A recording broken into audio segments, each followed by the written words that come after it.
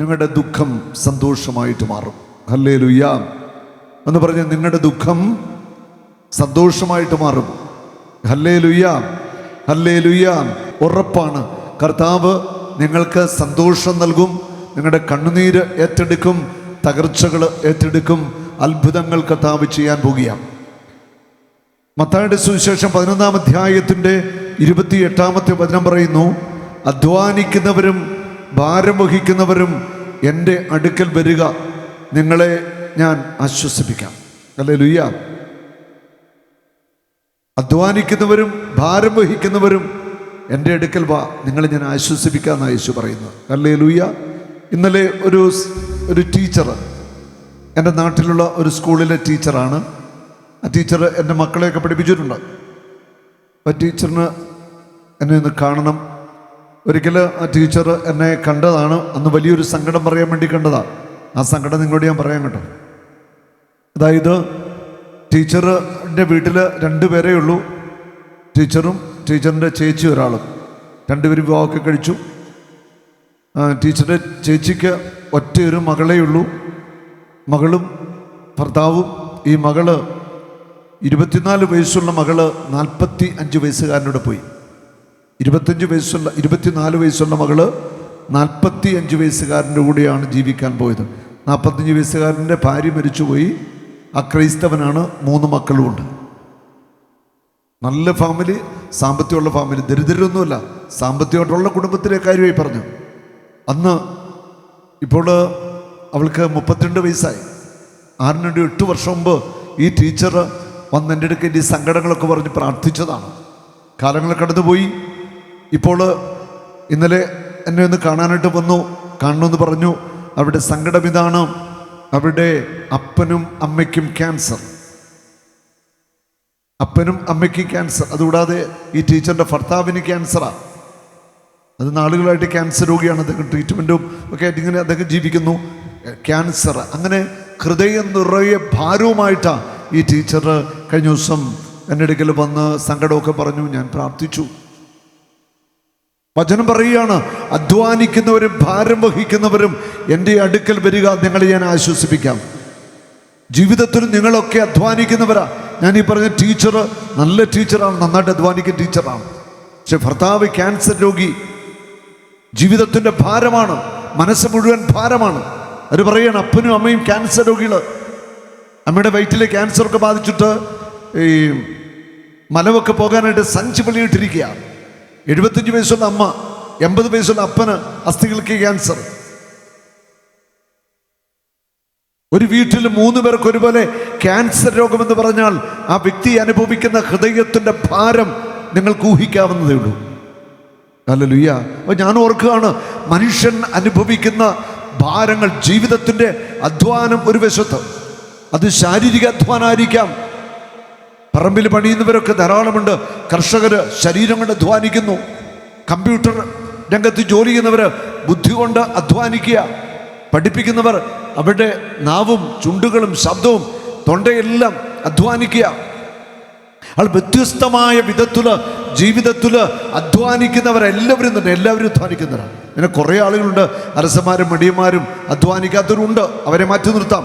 പക്ഷെ ഈശോ പറഞ്ഞത് അധ്വാനിക്കുന്നവരും ജീവിതത്തിൻ്റെ ഭാരം വഹിക്കുന്നവർ.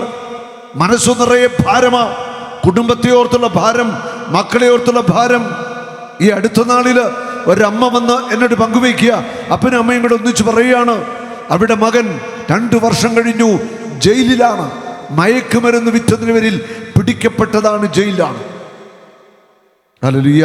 ഈ അടുത്ത നാളിൽ എറണാകുളത്ത് വെച്ച് ഒരമ്മ എന്നോട് പറയുകയാണ്, അമ്മയുടെ മകൻ +2 പഠിക്കുന്ന വിദ്യാർത്ഥി മയക്കുമരുന്ന് വിറ്റതിന് പേരിൽ പോലീസിനാൽ പിടിക്കപ്പെട്ടു. മനസ്സിൻ്റെ ഭാരങ്ങൾ വ്യത്യസ്തമായ തലങ്ങളിൽ മനുഷ്യൻ ഏറ്റുവാങ്ങിക്കൊണ്ടിരിക്കുക. മനസ്സിൻ്റെ ദുഃഖങ്ങള്, ഹൃദയഭാരങ്ങള്, ഇതെല്ലാം ഉണ്ട്. ജീവിതത്തിൻ്റെ ഭാരം, കടബാധ്യത ഒരു ഭാരമാണ്. മക്കളുടെ തെറ്റായ ജീവിതം നമ്മുടെയൊക്കെ മനസ്സിനൊരു ഭാരമാണ്. സ്വന്തമായിട്ടൊരു ജോലിയില്ല, വീടില്ല, മനസ്സിൻ്റെ ഭാരമാണ്. അല്ലെ, കുടുംബത്തിന് സമാധാനമില്ല, സന്തോഷമില്ല, മനസ്സ് മൊത്തം ഭാരവും സങ്കടവുമാണ്. ശരിയല്ലേ? അതെ. ഈശോ പറയുന്നത് ഭാരം വഹിക്കുന്നവർ, മനസ്സിൽ ഭാരം വഹിക്കുന്നവർ, ജീവിതത്തിൻ്റെ ഭാരം വഹിക്കുന്നവർ, കണ്ണുനീരൊഴുക്കുന്നവർ, സങ്കടപ്പെടുന്നവർ എൻ്റെ അടുക്കൽ വാ, നിങ്ങൾക്ക് ഞാൻ ആശ്വാസം നൽകാം. നമുക്ക് യഥാർത്ഥത്തിൽ ആശ്വാസം നൽകുവാൻ യേശുവിനെ കൊണ്ട് മാത്രമേ സാധിക്കത്തുള്ളൂ. യഥാർത്ഥ ആശ്വാസദായകൻ കർത്താവായ യേശു ക്രിസ്തു മാത്രമാണ്. ഹല്ലേലൂയ. ഒന്ന് കൈയിടിച്ച് നന്ദി പറയാമോ? നന്നായിട്ടൊന്ന് കരപിടിക്കാമോ? ഹല്ലേലൂയ. അധ്വാനിക്കുന്നവരെല്ലാവരും, ജീവിതത്തിൽ ഭാരം വഹിക്കുന്നവർ. ഇനി ഈ ഭാരം മറ്റൊരു വശമുണ്ട്. ജീവിതത്തിൽ ചെയ്തു കൂട്ടിയ പാപത്തിൻ്റെ ഭാരം, രഹസ്യമായി ചെയ്ത പാപത്തിൻ്റെ ഭാരം, ആത്മവഞ്ചനകള്, കാപട്യങ്ങള്, തിന്മകള്, ഇതൊക്കെ മനസ്സിന് ഒരു ഭാരമായിട്ട് മാറുകയാണ്. ആ പാപത്തിൻ്റെ ഭാരവുമായിട്ടും നീ കർത്താവിൻ്റെ അടുക്കലേക്ക് വാ. നിന്നെ അവൻ ആശ്വസിപ്പിക്കും. ഒരിക്കലും നിന്റെ പാപത്തിനൊത്ത് നിന്നെ അവൻ ശിക്ഷിക്കത്തില്ല. അവൻ നിന്നോട് കരുണ കാണിക്കും. വിടിരിക്കുന്ന ഓരോ വ്യക്തികളോടും കർത്താവ് കരുണ കാണിക്കുവാൻ ആഗ്രഹിക്കുക. ഒറ്റ ഒരാളെ പോലും കർത്താവ് വെറും കൈയോടെ മടക്കി അയക്കത്തില്ല. ആത്മീയ നന്മകളാൽ, ഭൗതിക നന്മകളാൽ കർത്താവ് നിങ്ങളെല്ലാവരെയും നിറയ്ക്കാനായിട്ട് പോകുക. കരമുയർത്തി ഒന്ന് സ്തുതിക്കാമോ? ഹല്ലേലൂയ. സ്തുതിക്കട്ടെ. ഹല്ലേലൂയ. ഹല്ലേലൂയ. ആത്മകട സ്വരമുയർത്തി ഹല്ലേലൂയ. ഹല്ലേലൂയ. യേശു ആരാധന, ആരാധന. യേശു ആരാധന, ആരാധന, ആരാധന. ഹല്ലേലൂയ. ഹല്ലേലൂയ. ഹല്ലേലൂയ. Praise the Lord. ഒരിക്കൽ ഒരു സഹോദരൻ പങ്കുവെച്ച ഒരു അനുഭവമാണ്. ഒത്തിരിയേറെ മനസ്സിന് ഭാരം. അതിന് പല കാര്യങ്ങളുണ്ട്. കുടുംബത്തിലെ സാമ്പത്തിക പ്രശ്നങ്ങളൊന്ന്, മറ്റൊന്ന് കൂടെ പ്രവർത്തിക്കുന്ന സഹപ്രവർത്തകർ, അവരിലൂടെ ഏറ്റുവാങ്ങേണ്ട മുറിവുകൾ, തിരസ്കരണങ്ങൾ, സഹിക്കാൻ പറ്റാത്ത ഒറ്റപ്പെടലുകൾ, തകർന്ന ജീവിതാനുഭവങ്ങൾ, അതിലൂടെ കടന്നു പോകുകയാണ്. അദ്ദേഹം പറയുകയാണ്, ധ്യാനത്തിൻ്റെ ആദ്യ ദിവസം, ഞാനിപ്പോൾ ഓർക്കാണ്, ധ്യാനത്തിൻ്റെ ആദ്യ ദിവസം അല്പസമയം ജനങ്ങൾ ഇങ്ങനെ പറഞ്ഞതിന് ശേഷം ശക്തമായൊരു സ്തുതിപ്പ്, ജനമെല്ലാം കൂടെ സ്തുതിക്കുകയാണ്. ഈ മകൻ പറയുക, ഞാനും ശക്തമായിട്ട് സ്തുതിച്ച് നന്നായിട്ട് പാട്ടുപാടി കർത്താവിനെ ആരാധിച്ചു. ആ മകന്റെ വാക്കുകളിതാ, എൻ്റെ ചങ്കിനകത്തുനിന്ന് എന്തോ പറിച്ചു മാറ്റുന്നത് പോലെ ഒരു അനുഭവം. മാസങ്ങളായിട്ട് അനുഭവിക്കുന്ന ചങ്കിന്റെ ഉള്ളിലെ വേദന, ആ ഭാരം ഒറ്റ നിമിഷം കൊണ്ട് എടുത്തു മാറ്റുന്ന അനുഭവം ഉണ്ടായി എന്ന് അദ്ദേഹം പറയാം. തലയുടെ ഭാരമൊക്കെ വിട്ടുമാറി ഒറ്റ സ്തുതിപ്പും പാട്ടും ആരാധന കഴിഞ്ഞോടെ ആൾ ഫ്രീയെ. അദ്ദേഹം പറയാം, മാസങ്ങളായിട്ട് ഞാൻ മനസ്സിൽ പേറിയ ആ ദുഃഖവും ഒറ്റപ്പെടലിൻ്റെ വേദനയും സങ്കടങ്ങളും എല്ലാം ഒറ്റ സ്തുതിപ്പിൽ, ആരാധനയിൽ എൻ്റെ മനസ്സിൽ നിന്ന് കർത്താവ് എടുത്തു മാറ്റി. ഹല്ലേലൂയ. ഹല്ലേലൂയ. ആ ദൈവത്തിൻ്റെ ആത്മാവ് നമ്മിലേക്ക് കടന്നു വരണം. ദൈവത്തിൻ്റെ ആത്മാവിനെ നമ്മൾ വിളിച്ചപേക്ഷിക്കണം. കർത്താവിൻ്റെ ആത്മാവ് നമ്മുടെ മനസ്സിൻ്റെ തലങ്ങളിലേക്ക്, ശരീരത്തിൻ്റെ രോഗങ്ങളിലേക്ക്, ഹൃദയത്തിൻ്റെ ദുഃഖങ്ങളിലേക്ക്, ഓർമ്മകളിലെ ദുഃഖങ്ങളിലേക്ക്, ഭാരങ്ങളിലേക്കെല്ലാം കർത്താവിൻ്റെ ആത്മാവ് കടന്നു വരണം. ആ ദൈവത്തിൻ്റെ ആത്മാവ് കടന്നു വരുമ്പോഴാ ഈ ഭാരം വിട്ടുമാറുന്ന അനുഭവം, സങ്കടങ്ങൾ നീങ്ങിപ്പോകുന്ന അനുഭവം, അത്ഭുത രോഗശാന്തികൾ, ഇതെല്ലാം നടക്കുന്നത് ദൈവത്തിൻ്റെ ആത്മാവ് ശക്തമായിട്ട് നമ്മിൽ പ്രവർത്തിക്കുമ്പോഴാണ്. അതുപോലെ തന്നെ ദൈവത്തിൻ്റെ ആത്മാവ് ശക്തമായിട്ട് നമ്മിലേക്ക് വരുമ്പോഴാണ് നമ്മളെ ബന്ധിച്ചിരിക്കുന്ന പൈശാചിക ദുരാത്മാക്കൾ, അരൂപികൾ നമ്മളെ വിട്ടുമാറുന്നത്. ഹല്ലേലൂയ. ഹല്ലേലൂയ.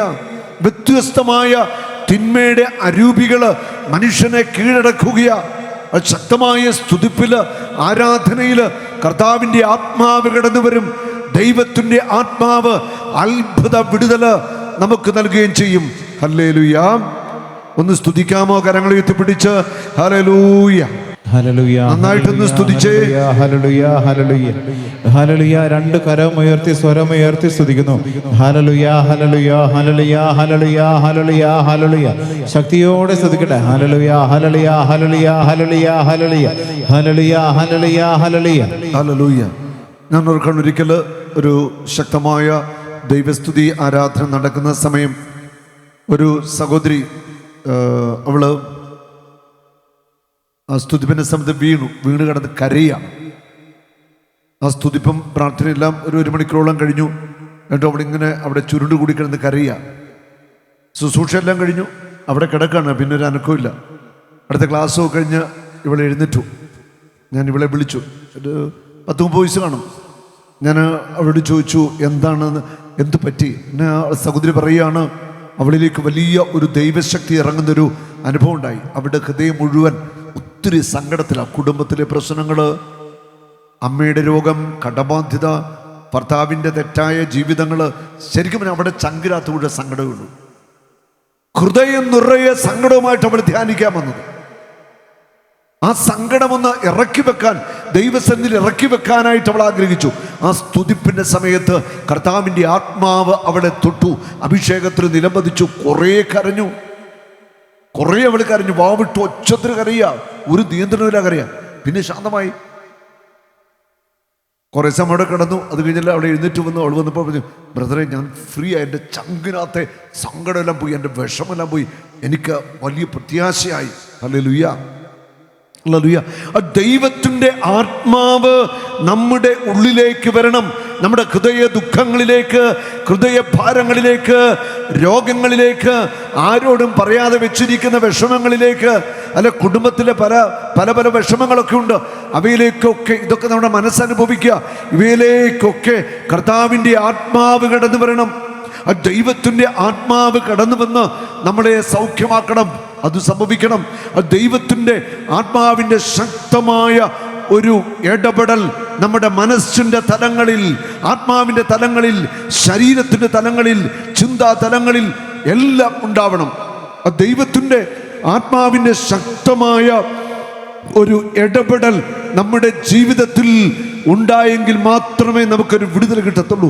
തിരിച്ച് മനസ്സിൻ്റെ തലങ്ങളിൽ ശക്തമായ ഒരു സൗഖ്യം, വിടുതൽ ഇന്ന് നമുക്ക് ആവശ്യമുണ്ട്. ഹല്ലേലൂയ. എനിക്ക് തോന്നുന്നു ഈ നാളുകളിൽ ഏറ്റവും അധികം ദുഃഖം, അല്ലെ വിഷമങ്ങൾ മനുഷ്യൻ ഇങ്ങനെ മനസ്സിൽ പറിക്കൊണ്ട് നടക്കുകയാണ്. ഹൃദയം നിറയെ ദുഃഖവും വേദനയും ഭാരങ്ങളുമാണ്. ഹല്ലേലൂയ. ഏതാനും നാൾ മുമ്പ് ഒരു ചേച്ചി എന്നെ ഫോൺ വിളിച്ചു. എൻ്റെ നാട്ടിൽ തന്നെയാണ്. എന്നെ വിളിച്ചു. അവരെ ഞാൻ പള്ളിയിലൊക്കെ വെച്ച് കണ്ടിട്ടുണ്ട്, ഭർത്താവിനൊക്കെ പറഞ്ഞിട്ടുണ്ട്, എന്നൊക്കെ പ്രാർത്ഥനയൊക്കെ ചോദിച്ചിട്ടുണ്ട്. ഭർത്താവിനൊക്കെ എന്നെ അറിയും. 2 ആൺമക്കൾ, മോൻ കോളേജ് അധ്യാപകനാണ്. രണ്ടാമത്തെ മോള് അവൾ ഡിഗ്രിക്ക് പഠിച്ചിരുന്നപ്പോൾ ഒരു അന്യമതസ്ഥൻ്റെ കൂടെ പോയി. മതം ഏതാണെന്ന് ഞാൻ പറയുന്നില്ല, നിങ്ങൾ മതം ഊഹിച്ചോ, നിങ്ങൾ ഊഹിക്കുന്ന മതം തന്നെയാണ്. അങ്ങനെ അന്യമതസ്ഥൻ്റെ കൂടെ പോയി. ഈ സഹോദരി, പെൺകുട്ടിയെ കണ്ടാലേ സുന്ദരിയാ കേട്ടോ, നല്ല മിടുക്കിയ സുന്ദരിയാ. ഈ അമ്മ ഫോണിൽ വിളിച്ചു. ഞാൻ ഫോൺ എടുത്തു. വളരെ ആദരിച്ചോട്ടെ ഞാൻ ഫോൺ എടുക്കാറുള്ളൂ. എടുത്തപ്പോൾ ഇവർ വാവിട്ട് കരയുക. എനിക്ക് പെട്ടെന്ന് മനസ്സിലായില്ല. ബ്രദറെ, എൻ്റെ മോള് പോയി, അങ്ങനെയാണ് ഇങ്ങനെയാണ് വിഷമമൊക്കെ പറഞ്ഞു. ഞാൻ പറഞ്ഞു പ്രാർത്ഥിക്കാം, എന്ത് ചെയ്യാനൊക്കും. വർഷം 2 കഴിഞ്ഞു. ഒരു ഒന്നുമല്ലാത്ത ഒരുത്തിനോട് പോയതാ. അവസാനം ഇപ്പം ഡിവോഴ്സിന് കേസ് കൊടുത്തിരിക്കുകയാണ്. 2 വയസ്സ് കഴിഞ്ഞ് ഒരു കുഞ്ഞിനെ ആയിട്ട് ഇപ്പം സ്വന്തം വീട്ടിൽ വന്ന് നിൽപ്പുണ്ട്. അപ്പനും അമ്മയ്ക്ക് സ്വീകരിക്കാതിരിക്കാൻ ഒക്കുമോ? അവന് വേണ്ട, ഇവക്കും വേണ്ട. ഇവള് മടുത്തു. 10 വയസ്സായിക്ക് മാർഗമില്ലാത്തവൻ, 2 സെന്റിനകത്തൊരു വീട്, ആക്രിക്കച്ചവടം, പല പരിപാടികളാണ്. നല്ല കുടുംബത്തിലൊരു പെൺകുട്ടിക്ക് പറ്റിയൊരു അബദ്ധമാണിത്. ഹല്ലേലൂയ. ഇന്ന് ആ പെൺകുട്ടിയും അവളുടെ കുഞ്ഞും, 2 വയസ്സ് കഴിഞ്ഞൊരു കുഞ്ഞുണ്ട്, കോടതി കേസ് നടക്കുകയാണ്. ഡിവോഴ്സിന് അവൾ കേസ് കൊടുത്തിരിക്കുക, സ്വന്തം വീട്ടിൽ നിൽക്കുക. ഹല്ലേലൂയ. നമ്മുടെ ജീവിതത്തിൽ എടുക്കുന്ന ചില തെറ്റായ തീരുമാനങ്ങൾ ജീവിതത്തെ തകർക്കുക. ഞങ്ങളൊന്ന് ചിന്തിച്ചു നോക്കിക്കേ. അന്ന് ഇവളുടെ മാതാപിതാക്കന്മാരുടെ കണ്ണുതിരിയാൻ കണ്ടതാ, അവിടെ വിഷമം ഞാൻ കണ്ടതാ. ആ അപ്പനൊക്കെ വിഷമം പറയുമ്പോൾ ഒരേ ഒരു മകന് ജോലിയുണ്ട്, അവൻ മാന്യമായിട്ട് ജീവിക്കുന്നു. ഇതേ ഒരേ ഒരു മകള് ഇങ്ങനെ പോയി കഴിഞ്ഞപ്പോൾ ആ അപ്പനും അമ്മയും അനുഭവിക്കുന്ന ഹൃദയ ദുഃഖം, മാനസിക വ്യഥകള്, സമൂഹത്തിൽ അനുഭവിക്കുന്ന അപമാനം, ഒറ്റപ്പെടല്, തിരസ്കരണം എത്ര കഠിനമാണ്. ഭാരം വഹിക്കുന്നവരെല്ലാം, മനസ്സിൽ ഭാരം വഹിക്കുന്നവരെല്ലാം എൻ്റെ അടുക്കലേക്ക് വാ, നിങ്ങളെ ഞാൻ ആശ്വസിപ്പിക്കാം. നിന്റെ ഭാരങ്ങൾ എന്നെ ഏൽപ്പിക്ക. യേശുവിനതാ പറയാണ്, നിന്റെ ഭാരങ്ങളും രോഗങ്ങളും ദുഃഖങ്ങളും കടബാധ്യതകളും തകർച്ചകളെല്ലാം എന്നെ നീ ഏൽപ്പിക്ക്. അതിന് ഞാൻ പരിഹാരം ഉണ്ടാക്കി തരാം, അതിന് ഞാൻ തീരുമാനം ഉണ്ടാക്കി തരാം. നിന്റെ ഭാരങ്ങളും ദുഃഖങ്ങളും നീ ചുമന്നുകൊണ്ട് നടന്ന് നീ ഒരു രോഗിയായി തീരരുത്. പലപ്പോഴും പലരുടെ രോഗത്തിന്റെ കാരണം എന്താ? ഈ ദുഃഖങ്ങളും വിഷമങ്ങളൊക്കെ ഇങ്ങനെ മനസ്സിൽ കൊണ്ടോട് കാരുണ്യം പറയല. ഈ കൺവെൻഷന്റെ ആരംഭത്തിൽ തന്നെ കർത്താവിന് പറയാണ്, ഇതാ നീ എൻ്റെ അടുക്കലോട്ട് വാ, നിന്റെ ഭാരങ്ങളും വിഷമങ്ങളെല്ലാം ഒന്ന് ഇവിടെ ഇറക്കി വെക്ക്, ഞാൻ നിന്നെ ആശ്വസിപ്പിക്കാം. ഹല്ലേലൂയ. ജെറമ്യ പ്രവാചകന്റെ പുസ്തകത്തില് 31-ാം അധ്യായത്തിന്റെ 16-ാമത്തെ വചനം പറയുന്നു, കരച്ചിൽ നിർത്തി കണ്ണീർ തുടയ്ക്കൂ, കരച്ചിൽ നിർത്തി കണ്ണുനീർ തുടയ്ക്കൂ, നിന്റെ യാതനകൾക്ക് പ്രതിഫലം ലഭിക്കും. അത് ഉറപ്പാ. നീ കണ്ണുനീര് തുടയ്ക്ക്. നീ ഒത്തിരി കരഞ്ഞു, മക്കളെ ഓർത്ത്, ഭർത്താവിനെ ഓർത്ത്, കുടുംബത്തെ ഓർത്ത് ഒക്കെ ഒത്തിരി കരഞ്ഞിട്ടുണ്ട്. നീ കരച്ചിലൊന്ന് നിർത്ത്. നീ ജീവിതത്തിൽ അനുഭവിച്ച യാതനകൾക്കെല്ലാം പ്രതിഫലം കർത്താവ് തരും. നീ ജീവിതത്തിൽ അനുഭവിച്ച സഹനങ്ങള്, നൊമ്പരങ്ങള്, ഒരുപക്ഷേ നിന്റെ പ്രിയപ്പെട്ട മക്കൾ പോലും നിന്നെ ഉപേക്ഷിച്ചിട്ടുണ്ടാവും. മക്കൾ പോലും സ്നേഹിക്കുന്നില്ലായിരിക്കാം, അല്ല ജീവിത പങ്കാളിയായിരിക്കാം ഒറ്റപ്പെടുത്തുന്നത്. ആരൊക്കെ ഒറ്റപ്പെടുത്തിയാലും നിന്റെ ഈ സഹനത്തിന് പ്രതിഫലം കർത്താവ് ഒരുക്കി വെച്ചിട്ടുണ്ട്. കരച്ചിൽ നിർത്തി കണ്ണീർ തുടയ്ക്കൂ, നിന്റെ യാതനകൾക്ക് ഞാൻ പ്രതിഫലം നൽകും. അടുത്ത വചനം, നിന്റെ ഭാവി പ്രത്യാശാഭരിതമാണ്. ഇന്ന് നീ ഏത് അവസ്ഥയിലുള്ള വ്യക്തിയാണെങ്കിലും പ്രത്യാശ നിറഞ്ഞ ഒരു ഭാവി യേശു നിനക്കായിട്ട് കരുതി വെച്ചിട്ടുണ്ട്. ഒരു നാളും നീ അനാഥനല്ല, ഒരു നാളും നീ അന്യനല്ല, ഒരു നാളും നീ അനാഥനല്ല.